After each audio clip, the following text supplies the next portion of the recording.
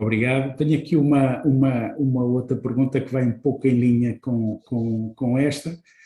Diz assim, uma coisa é aumentar as taxas de juro numa fase de crescimento das economias e outra numa fase de estagnação das mesmas.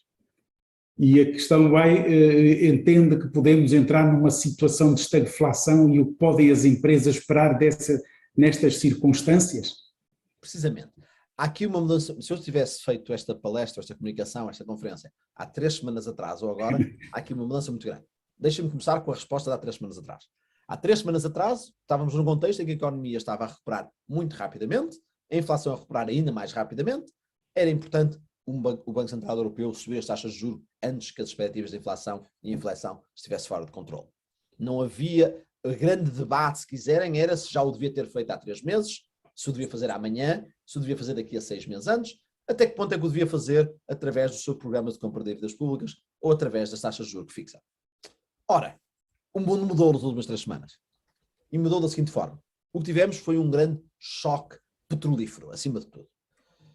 Quando olhamos para o impacto da guerra na Ucrânia em termos de diretos na nossa economia e muitas economias ocidentais, é difícil quando começamos a pôr números, em vez de, enfim, mandar uns palpites, o grande cadeia de transmissão acaba por ser o preço do petróleo, o preço do gás natural, o preço da energia no fundo.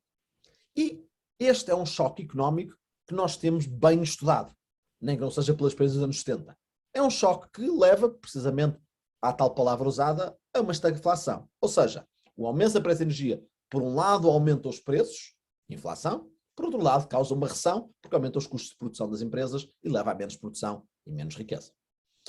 Por isso, este choque sozinho, se estivéssemos a falar de que esqueçam então o que era verdade há um mês, mas concentramos só nas últimas 3 semanas, seria de facto um fenómeno de estagflação. E nesse caso, a política monetária não era, o desafio da política monetária não era subir as taxas de juros agora, daqui a 3 meses, daqui a 6 meses, era antes um problema diferente, que era até que ponto é que nós não vamos subir as taxas de juros em resposta a aumentos do preço da energia, só em relação ao core do índice de preços dos consumidores.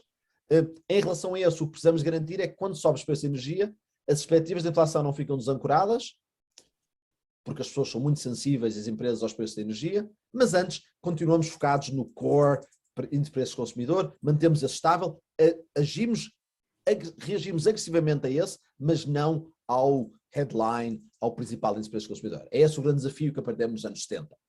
Ora, ou seja, estaríamos a discutir que medida de inflação estamos a usar, devíamos agora, daqui a 6 meses, até que ponto é que subimos a taxa de juros todo ou atrasamos mais ou menos tempo, apesar da inflação estar alta. Combinemos agora os dois. Combinando os dois, o que temos é que, por um lado, um Banco Central que não, com combinação destes dois, manter as taxas de juros no fundo, como na Europa, em menos 40 pontos base durante 12 meses, parece-me que seria um enorme risco em termos de acabarmos com uma década de inflação. Portanto, não me parece que isso seja possível ou desejável.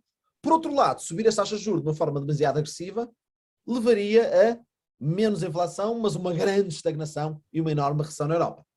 Portanto, vai haver aqui um jogo delicado e muito importante que Christine Lagarde, Mário Centeno e os seus colegas vão ter de fazer no Conselho de Governadores e subir as taxas de juros lentamente, gradualmente, em resposta a notícias, sabendo que, se forem depressa demais, causam uma recessão e, se forem lentamente demais, causam uma grande inflação.